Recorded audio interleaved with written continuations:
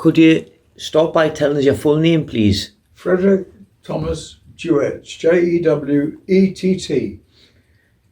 And when and where were you born? I was born in Aldershot in 1923, the 21st of August 1923. And how old are you now, sir? I'm now 99.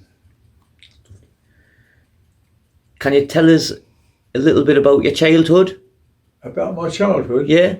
Yes, I had a very happy childhood, and in a place called Welling in Kent, and went to Welling. I was educated at Welling Central School, which is a very, very good school. A lot of people, although it was only a central school, there were fighter pilots and all sorts of people in my class, who were in the A class at the central school.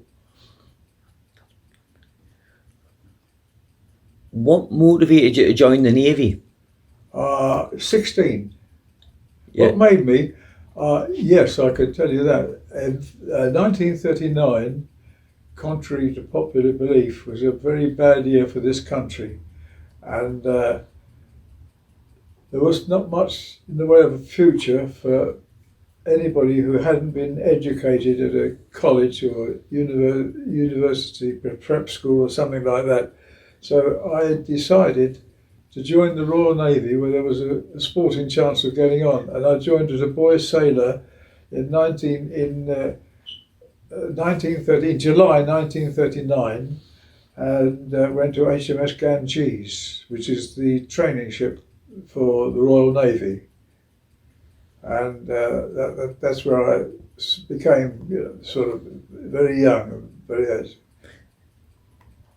Were you 15 then 16? 16, yes. Right. Did any of your family or friends join up as well? No, none at all. Right. My father had been in the First World War, but apart from that. Can you describe a little bit about what your training was like when you joined? When I joined the Navy? Yeah. Yes, I can. I joined the Navy, and it was really as a result of a message that I used to work as an office boy, an office junior in a chartered accountant's office, and I got a job to cross London with a message, and I met this recruiting chap, and I was quite convinced and I thought there was a sporting chance of getting on, because unless I'd been educated at a college or something like that, there wasn't much future in it for me as it stood. So I decided, with my parents' permission, to join the Royal Navy in July 1939, and I went to the recruiting office and in London, and I joined as a boy seaman, and it's what we call continuous service, because I was joining up for 12 years. Right. 12 years continuous service, but my first, that was after 18, 12 years after the age of 18, because up to that age I was a boy seaman, of course, and as the world knows, war broke out in the September, and I was promptly drafted into action in the war. Where were you first deployed? Sorry? Where were you first deployed to, and what was your job? My job before I joined the Navy. When you first joined? When I first joined the Navy, I was a boy sailor, and I went to HMS Ganges at Shotley. She was the Royal Naval training ship for boys. And where were you first deployed to when you went overseas? Sorry? Where did you go when you were first deployed overseas? Where was the first place you went? The first place I went to, well, it was you went on the ship. You see, it's where just depending where the ship went. Right. And the first ship I had was HMS the Phoebe. HMS Phoebe was a cruiser, and she was the first. And the Phoebe went. She escort. She was a cruiser, light cruiser, escorting convoys across the Atlantic, because the war by this time had broken out in September. What sort of jobs did boy sailors do on the ship, Fred? Everything you can think of. They do everything.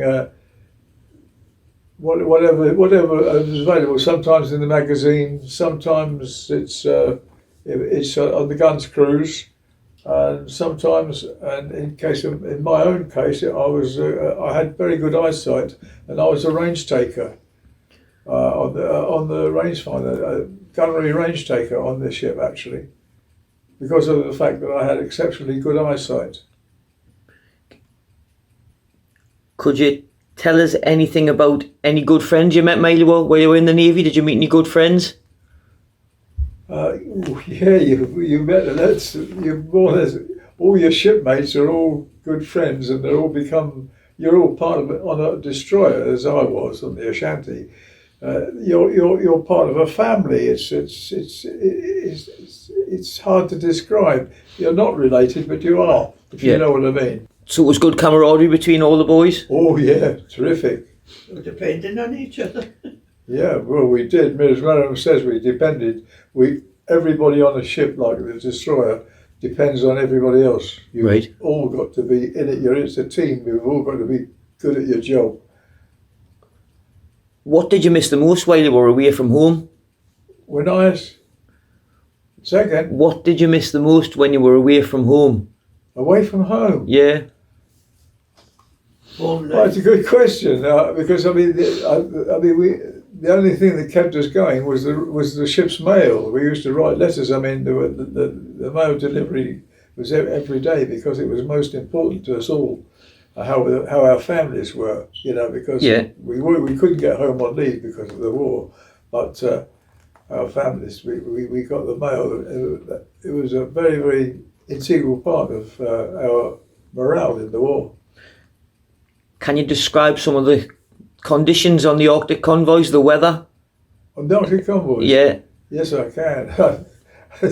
I could use the expression which everybody else it was bloody cold. Yeah. but in actual fact, yes, we supported. I think it was about 19. The Ashanti supported about 19 Arctic convoys from Scapa, Iceland, from Iceland to Murmansk, and Mark said it was 23. Was it 23? It might have been 23. 23. Oh, it could have been 20. He was a signalman. Ashanti. My friend, she talked around to, was a signalman on the Ashanti, and he's got a better memory than I have. It could have been 23.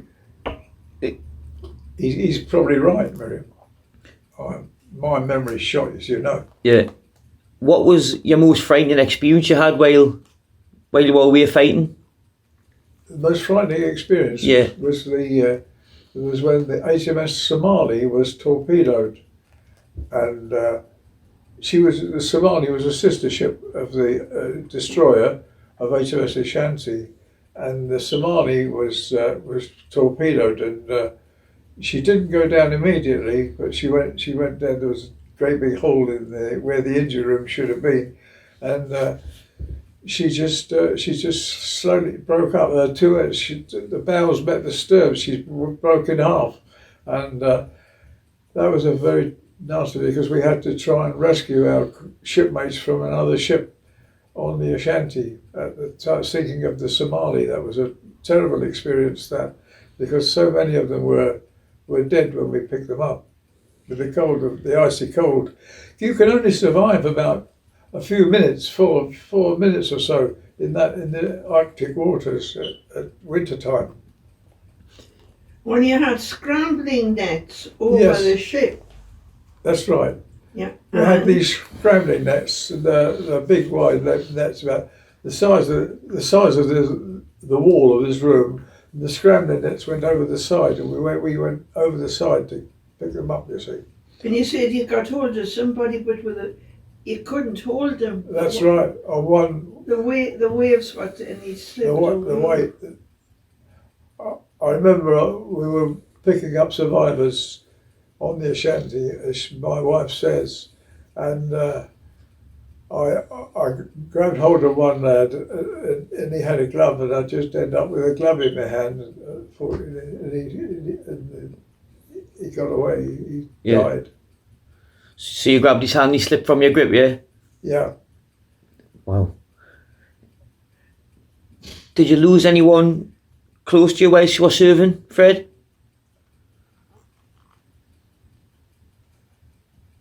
No, I don't think I did. I'm going through the people who I was a boy sailor with, because when I first went to sea, I was only a boy sailor, you know, 16. Yeah. And no, I don't think I did. I think there's anybody close to me at that time. Morris Pascoe, I was thinking of Miriam. Oh, but you met him in Malta, the Malta convoy. That's right, I did, yeah. What was it like when you came home? What was the transition like when you came home after the war? Did you see big changes? Oh yeah, because the country was at war. The blackout, it was blackout. I mean, you could get fined a tremendous amount of money if you had a chink of light showing in through the window. You know, the blackout. Everywhere, everybody had strict blackout laws.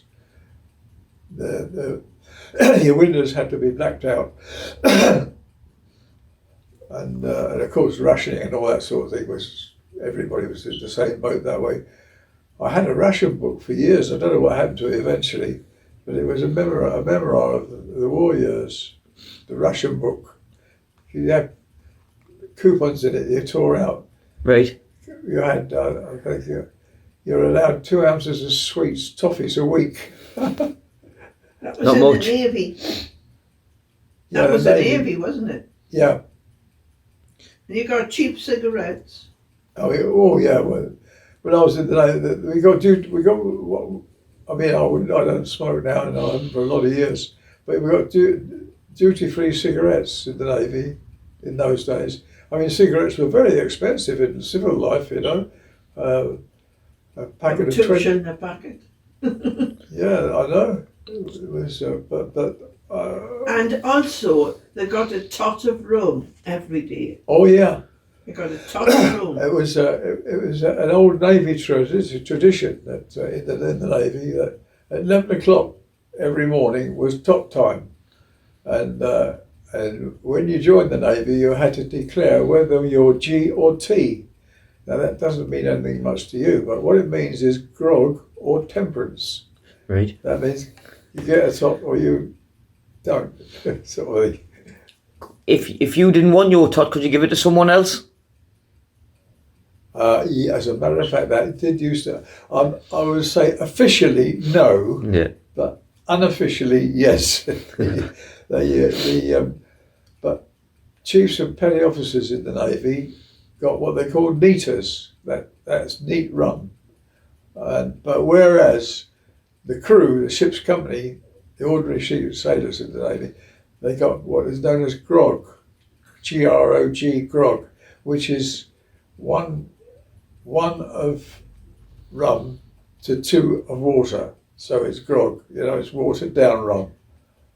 So if you're a chief or a petty officer, you've got better drink. Is any advice you'd like to give for people going forward? Well, there's. And the services made men of them, I think. I would say that the one caution that I would have for all of us is to look after our servicemen, our soldiers, sailors and airmen. I think the defence budget should always be superior, because if a country, that's us, is strong and powerful, we can, in a decent country, you can have some say. But if you haven't got the power and you're unprepared, any country, Luxembourg, for example, can tell us to get stuffed. Yeah. And it's as simple as that. It's the survival of the strongest, and that is my lesson to our nation, is to look after our servicemen, keep them up to date with the very latest equipment and the best, and well paid as well. And that would be my message to all generations of my countrymen. Right. Fred, Miriam, I thank you very much for your time giving us this interview. I really appreciate it.